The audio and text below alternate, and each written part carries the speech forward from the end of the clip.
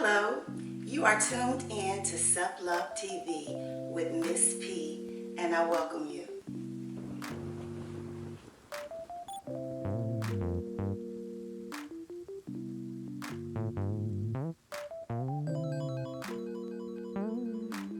Hello everybody, and thank you for tuning in to Self-Love TV. Today is Saturday, and I'm so thankful that you guys chose this channel to stop through. Let me start by saying that I thank you all who have subscribed to the channel. It means so much to me. Some of you are from my old channel, and maybe some people that's just coming through who fell upon this channel today and decided to stop in to see what it's about. So I just want to thank you for viewing me today, and if you feel free, I want you to feel free to subscribe if it's something here that you feel that would be inspiration or motivation or help to you in some way, or simply entertainment. This channel is for you, ladies. I have spoken many times on my other channels about my devotion and my passion to create a unity and a sisterhood to motivate and inspire one another. And so that's the journey that I'm continuing here. I am in I'm taking a meditation class right now, but I'm in a life coaching class, and meditation and motivation and inspiration is a part of that. And so in part of my assignment, I'm talking about self-love. That was part of my assignment, being able to channel that and to create an environment where women can feel comfortable learning about loving themselves and sharing that with others. So if this is something that you appreciate or something that you're interested in, please keep watching. So good morning everybody. While I'm having my coffee this morning, I'm going to be talking to you guys today about health and beauty. Is it vain? I wanted to talk about that because on our journey to self-love, it is so important, ladies, that we care about ourselves. And often, I think, just from generations prior to us, that if we appreciated the way that we look, or if we was working on us in any way, in any capacity, whether it was internally or externally, it was always viewed as being vain. And somewhere you're thinking that you're just, more than, life, or, you're bigger or better than someone else. And that is a myth. And that's something that we need to stop teaching our daughters, our granddaughters, that they cannot take pride in their appearance, whether it's on the inside or the outside. It is so important that if you love yourself, that you express it in the way that you care for yourself. So I wanted to just jump in today and let you know that that is okay. It is so okay to do that. A lot of us, and I will say especially women of color, we have fallen off in that area of thinking that it's okay to appreciate the way that we look. In some kind of way, we've been made to feel ashamed of that. If we even said that we were beautiful, if we even expressed it in the way that we dressed, or the way that we walked or carried ourselves or talked about ourselves, to say that is somehow meant that you thought you were all that, and you thought you were just, just the most beautiful thing ever. And it's not to put down anybody else, or to not even acknowledge the fact that other women are beautiful. It's to simply admiring yourself and taking pride in who you are. And I was that girl. I was that girl that if I felt like if I looked at myself in any way as being beautiful, that someone would judge me in a sense, or say who she thinks she is. You're not all that. Because that is just the stigma and the stereotype of lifestyle and mindset that we've had growing up in the Black community. So on this channel, we will be expressing to one another that it's okay to feel beautiful. It is okay to care about the way that you feel about yourself, and to exercise those rights through the way that you take care of yourself. Oftentimes I, have had conversations with friends of mine, or just colleagues or people that I've, talked to, who always talk about this health journey and being on this health journey of trying to, improve themselves. And then we start it and then we stop. We start and we stop. We start and we stop. And then we're disappointed and we talk about how things are not working. It's because we're not committed. We're not making a commitment to stand on that journey. I often compare that to the jobs that we have. Some of us are in jobs that we absolutely don't like. but I am committed to go to that job every day that I'm scheduled to be there. You know why? Because that job provides my livelihood. So when thinking of that, my job provides my livelihood. If I give up that job, I lose my livelihood. Then that's the same way that you should be thinking in terms of your health and your body. Because if you don't take care of it, you can actually give it up. You could be actually subconsciously, unknowingly giving up your life, because it is a matter of life. And I know that a lot of people sometimes think it's hard to diet, but it's actually about changing your mindset. And we have also been programmed to feel that diet means that you have to actually eat small portions of this.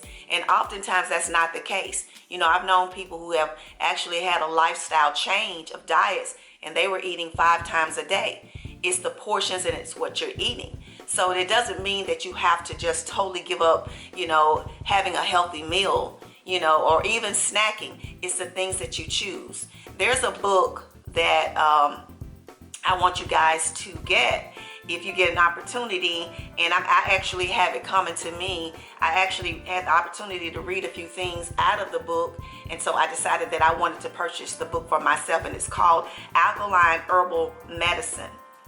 And this book is going to be with a wealth of knowledge about improving your health. Now, I know a lot of people are, kind of iffy about the alkaline diet, but it was one that Dr. Sebi actually consigned and spoke on and designed, and it's very helpful. And even though you may not follow everything in the book, but I think the book will be packed with a lot of information on things that you could add to your current diet to improve it, different herbs that you can eat to stay healthy and to ward off a lot of these diseases, i.e. viruses.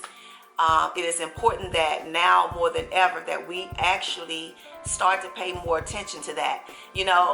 I know a lot of people sometimes feel like being thin means healthy. It actually doesn't. I actually have friends who are very thin. I have friends that are thinner than I, who have high blood pressure, who has diabetes. It actually isn't. So just because you look at the outer shell of a person doesn't necessarily mean that they're healthy. I actually had a male friend of mine who actually went to the gym 3 to 5 times a week, and he fell dead. Okay, so it actually has a lot to do with the way that you take care of the inside, more so than focusing on the outside. I think once you start to change what goes in, then naturally it'll come to the outside. So I think that's the place to start, is on the inside. If you can just change one thing each month. And I always suggest one of the main things you can start doing is increasing your water intake.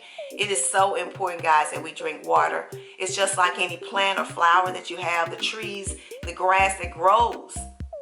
It needs water. If it doesn't have water, it dies. And it's the same thing with your body. If you're not actually giving your body plenty of hydration, things start to suffer. Your skin dries out, your hair dries out, everything. It affects you because water also does beautiful things for the internal part of your body, the organs that you have that needs water. I can't think of the percentage, but there's a certain percentage of our bodies that is made up of water. So it is important that we give our body the water that we need. So that is very important starting out. But I want to jump off of the health of our body and talk about the beauty of our body. It is okay to look at yourself and think that you're beautiful. It's okay to enhance the beauty that you have. Oftentimes we've been made to feel ashamed if we wanted to change our hair, if we wanted to wear makeup, if we wanted to accent ourselves with jewelry or the clothing that we wear, that we're made to feel ashamed of that. It is okay to take pride in the way that you look. It is also okay that if you're a woman of a particular age, that you can still dress trendy and stylish. It is no such thing as a style that is for your age. It actually has to do with the way that your body looks and feels in the article of clothing that you decide to wear. I hate the fact that people sort of say that's not for you. I think that the way that your body is naturally made, the weight that you carry, and the way that it's proportionate has a lot to do with that. So stop, putting yourself in this box about, oh, I can't wear this. On my Instagram, I did post a picture of myself in a dress that was above the knee, and oftentimes I do that just to get the comments. And I actually got an influx of comments about, oh, that dress is too short for you. Why is it too short for me? And if my 32-year-old daughter was to put it on, then it would have been okay for her. So it's just a mindset, guys, that we have programmed ourselves to believe that we can't be beautiful at 40, 45, 50, 55 years old. You can still dress the way that you choose. It's all about the way that you take care of yourself, and then being mindful of the way that the clothing fit your body. You don't want to have anything on you that is going to be embarrassing or exposing areas of your body that shouldn't be exposed, in the general public. But if the dress hangs nicely, fits nicely, what is wrong with it? So we have to stop actually listening to society tell us the way that we should feel about ourselves. Stop being embarrassed about that. And that's what this self-love journey is about. It's about appreciating yourself and designing yourself in the way that you see fit, in the way that you love yourself, and expressing it in the way that you choose to express it. So I wanted to jump on today to encourage the ladies to start that journey of loving yourself. And start by taking care of yourself. Start on the inside, making sure that you are feeding yourself and just strategically educating yourself on the things that your body needs, the vitamins, the minerals, the foods, the plants. Stop just running out, just picking out anything, fast food and all of that. I was telling my kids that when they were younger, fast food was a little bit different from now. Today's food is actually not food, guys. So it's a little bit different than it was when we started eating it, even though it might not have been the best then, but it's actually really different now. So being mindful of those things, getting in the kitchen more. And, that's something that I'm doing now. Once my children left, I had stopped, I was, not cooking as much, but now I'm interested in creating my own dishes and, experimenting with herbs and spices and things like that. So let's be mindful that it's important that if we want to look good, we have to work on it. It has to be a commitment, just like anything else that you have in your life, your jobs, your relationships. If you're married, if you're raising children, it's a commitment to make sure that you put the time in. Let's do that with us so that we can show that we love ourselves by the way that we take care of ourselves on the inside as well as the outside. So thank you for tuning in to Self-Love TV. Please subscribe. Please share it with your friends. I love having you here. I love having the comments. So please comment down below if you want to add to this video, and I would love to hear from you and interact with you guys. So until the next time, please take care of yourself. Be safe out here, and I will see you real soon. Love you much.